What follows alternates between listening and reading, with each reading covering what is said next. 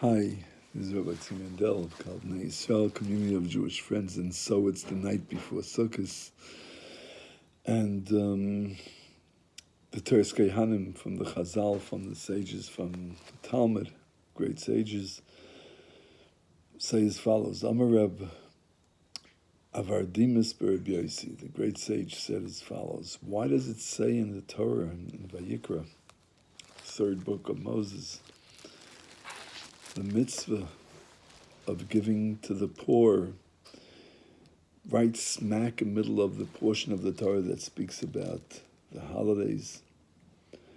And the answer is that if you feed your brothers and sisters, then it's as if the temple was rebuilt and you brought the sacrifices. Special. And in fact, in the Shulchan Aruch, in the Code of Jewish Law, and Chassidish Sfarim, tomorrow, Erev Sukkot, there's a special concern about feeding the poor and making sure they have everything for Yantif. So we'll give over a couple of beautiful stories from the Halakha, students of the Baal Shem Tov of all kinds. And we'll start off with the story of Yosef Mordechai, who was a simple man, but he was a gabbai, a helper at the house of the Holy Tzemach Tzedek. And as usual, as every year, Tzemach Tzedek told him he must sleep in the sukkah. And it was very cold. It was a Russian winter. And Yosef Mordechai said, Rebbe, please, I can't sleep in the sukkah. It's so cold. And the Rebbe said to him, Amalek is cold. The Jew is warm. Go and sleep in the sukkah. So he went to sleep in the sukkah that night. And the Rebbe told him, because you did this unbelievable, beautiful mitzvah, you will live a long life. And he lived to the age of 103, and old Chassidim would recount the way he would be dancing with the young men on top of the roof of the Beis Medrash during the Simchas Beis HaSheva at age 93. And so there's this beautiful story that the Rabbi Yitzchak Neshchiza would say over. The great Rabbi Yitzchak Neshchiza was the son of Mordechai Neshchiza. And, whenever I see a story from Rabbi Yitzchak Neshchiza, I think it's a special mitzvah because the holy Rabbi Yitzchak Neshchiza did not leave any children, and that stopped the whole dynasty of Neshchiz. So it was his father, the great Rabbi Neshchiza, and then Rabbi Yitzchak Neshchiza, and that was it. So he would recount this story with his father, that his father would always set aside a certain amount of money every week so that he could afford an esrog for Sukkot. And one year, after collecting 6 gold pieces for his esrog, he went to town to buy the esrog, and on the way he saw a person standing in the middle of the wilderness crying. And he went up to him, he said, what's wrong? He says, look, I'm a poor man, and my horse just died, and I can't carry my wagon, and I can't make any panas from that. I won't have what to eat for the holidays.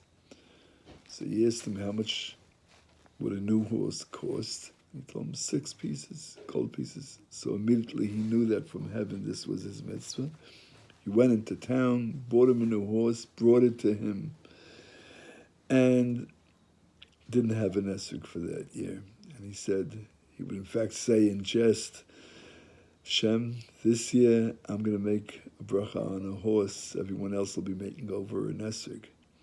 But his son said, Erev Sukkot, one of his wealthy people bought him an esrog so that he had both an esrog and a horse to bless on. The Halakha Mordechai Neshchiza. There were 2 popular stories from the Holy Baditcher Rav. One is the one where, as it happened very often in Europe, City Baditcher didn't have an esrog, and so all the inhabitants of Baditcher were very worried what's going to be this year. And the Baditchev told him a couple of days before the holiday, I want a group of people to go to the entrance of the city and look around. Maybe somebody will be passing by that has an esrig, and he'll be nice enough to give it to us for Yantif. So they waited and waited for hours, and finally, sure enough, there was this rich man with a very fancy wagon, and they asked him, where are you coming from? And he said, I just bought an esrig, a very expensive and kosher, top kosher esrig. So they asked him, well, the Rav wants to speak to you. The rabbi wants to speak to you. He came into Baditchev, and Baditchev Rav welcomed him very nicely. He gave him a coffee, and he said, where are you from? He said, I'm from this and this town, far away from here, and I'm on the way home with my very expensive esrog that I just bought so I can enjoy the holiday with my family. And Reb Levi Yitzchak Baditchev said to him, well, how about if you stay in this city for a holiday and allow so many more people to do the mitzvah over your esrog? He says, there's nothing to talk about. What are you talking about?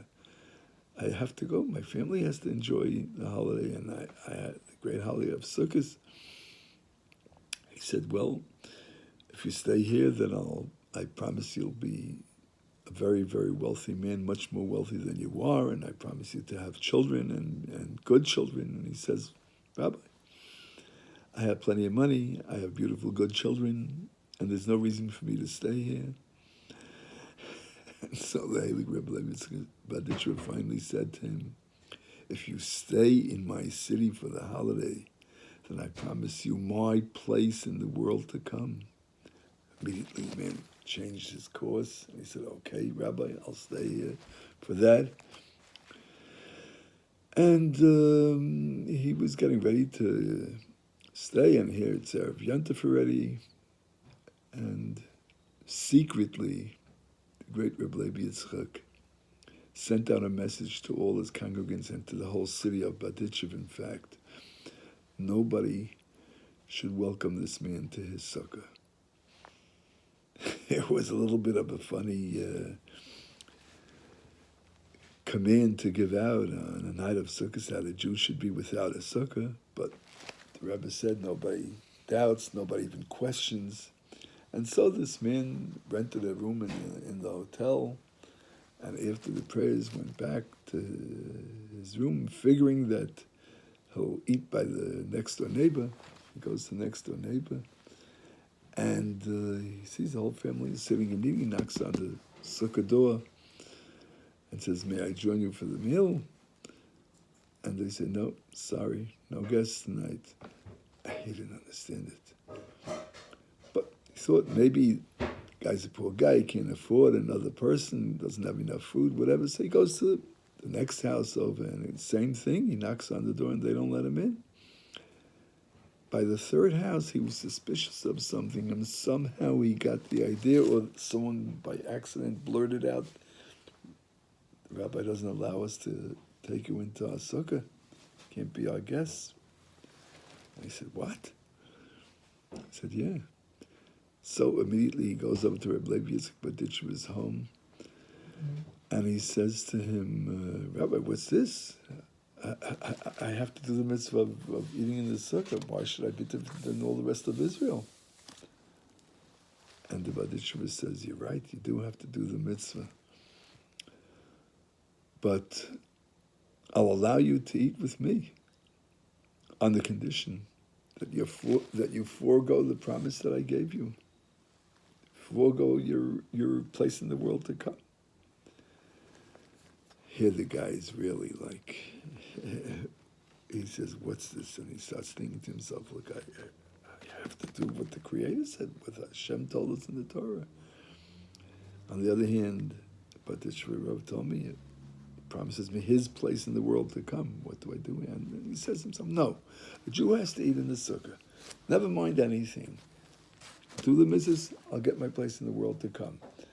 And he says to the Rebbe Levi Yitzchak, he says, okay, I'm not going to I'm not going to, take your place in the world to come, and please allow me to eat with you. And he stayed there all Yontif, the whole holiday, and he enjoyed. And at the end of the holiday, the Badishvarad said to him, "Sir,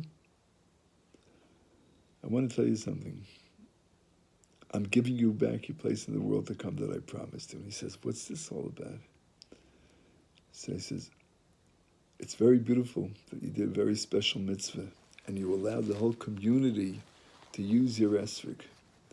But I didn't want your place in the world to come to you so easily. I want you to earn it with a little mesiras nefesh, with doing something for it. Of course, it's beautiful that you left your family and came here, and I'm sure when you come home now they'll understand. But I wanted you to have a little bit more hard work to earn it. So now you have your mitzvah, and you have your place in the world to come." And he went home joyfully, and that's one story of the Badishva. The next story of the Halakha Reb Levi Yitzchak Badishva was, he had a very simple shamus, a gaba, a helper. And this gaba also loved to do mitzvahs. He learned from his Rebbe to love to do mitzvahs. And so one Erev Sukkos, the idea got in his head that it's not fair. After all, everybody blesses this esrog, the rabbi's esrog. And first goes the rabbi, and then his family, and then the Talmid Chacham, and the big Chassidim, and then the simple people. And I'm always the last one to do it. Why should I be the last one? So he made up in his mind that tomorrow morning, the morning of Sukkot, he's going to go into the rabbi's private chambers as soon as daybreak, when the rabbi's still in the mikveh, immersing himself in the mikveh in preparation for the mitzvah. And then, of course, he goes into his private chambers and starts studying the Kabbalistic kavanas and whatever he has to do to prepare to do the mitzvah. At that time, I'll take his esrog and I'll bless it first, and then I'll put it back. And everyone will be happy. No one will know the difference. And so, comes the next morning, he wakes up early, and while the Badishva Rav went to the mikveh, he goes and takes out the esrog, but he was so nervous for what he was doing that he dropped the esrog, and the pitum on top broke, making it non-kosher.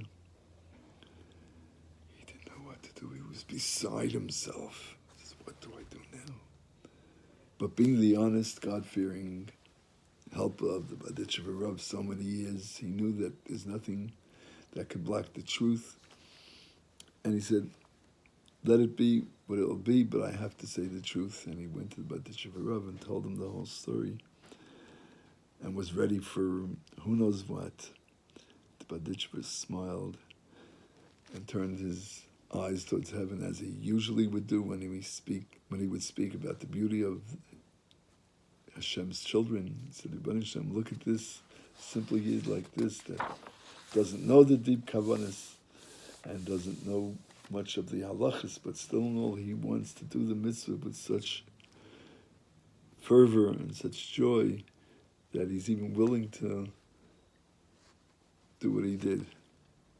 And it was a big schus for Klal Yisrael. There's another great story with the Halakha Reb Michal Zlotcheva. The great Reb Michal Zlotcheva was a very poor man, and the only possession that he really owned that was worth a lot of money was his father's tefillin. His father was Rabbi Yitzchak Lubavitcher, who was also a very, very great tzaddik, a student of the Holy Baal Shem Tov. And this tefillin he wouldn't sell for anything. And many times the Rebbetzin, his wife, would say to him, "Michal, let's sell your father's tefillin. We need to have, the kids have to have what to eat. We have to get some new chairs and tables. We have broken chairs. Come on, sell your father's tefillin." He would say, "No, that I can't do. Hashem will help us another way." Anyway, one year there was no esrog in his city, in the city of Zlotchev. And Nobody knew what they're going to do. And finally, a rich man passed through the city and had a very expensive esrog. And so he came into the rabbi and said, Rabbi, if you want, I could sell you this esrog so that you and your community could bless the mitzvah of esrog on Sukkot. But for that, I need 50 gold pieces. And without hesitation, the great Reb Mechel Zlotcheva took out his tefillin, his father's tefillin that he wouldn't sell for anything for years, and gave him the tefillin, and he took the esrog. Well, it comes Erev Sukkot, and the Rebbe sees the esrog on the table. He thinks to himself, where did he get such an expensive esrog? Obviously, it's a beautiful esrog. And one thing leads to the other, and she speaks to him, and she figured it out. She got so angry. She said, your children starve. We don't have enough beds for them to sleep on. They have to sleep on the floor. And you sold your father's tefillin for an esrog, takes the esrog and bites into it and makes it unkosher. And the Holy Reb Mechel Zlotcheva doesn't even get angry. And he says, Ribono Shel Olam, everyone will be blessing the esrog this year, and I will make a blessing on not getting angry. That night he had a dream. His father came to him in a dream and said, the second thing that you did was greater than the first thing. It raised all the heavens and brought a beautiful schus for Klal Yisrael, a great honor and a great merit for all of Israel, so that we'll all have a beautiful, blessed year because of the great mitzvah that you've done. Have a beautiful Yom Tov.